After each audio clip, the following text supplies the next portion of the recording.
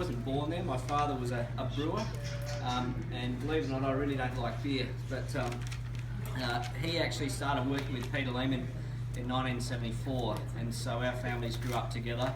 And all I ever wanted to do was be a winemaker.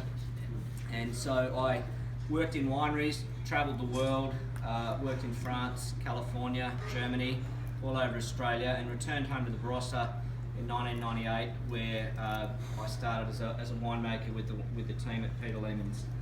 17 years later, I'm standing here today as the chief winemaker, and there's only been two chief winemakers in the history of the company, and it's a great honour to be able to hold that position.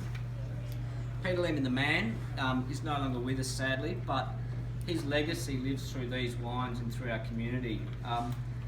Peter was working for a company in the 1970s that had a small band of growers, around 65 I think it was, that were supplying him fruit, and the winery was to be sold to an international company whose interests were not in wine, they were just interested in spirit. But the winery he was working for at the time had a bottling facility, so they wanted to bring spirits into Australia, get them broken down and packaged, and then distributed throughout the Asia Pacific. So he was told that the sale of this site's going to go through, and we don't need grapes anymore. So tell the growers we don't have a home for their fruit.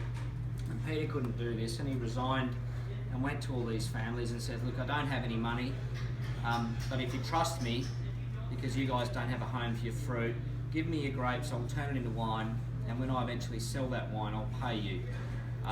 The new owners came in, they bought the site and actually saw Peter as a competitor, so they kicked him out, and he was now on a promise to all these growers to take their fruit, with actually now nowhere to actually process it. So he bandied together with friends and family, bought the site where we are today in Tanunda, and brought across all the staff of the winery and all the growers.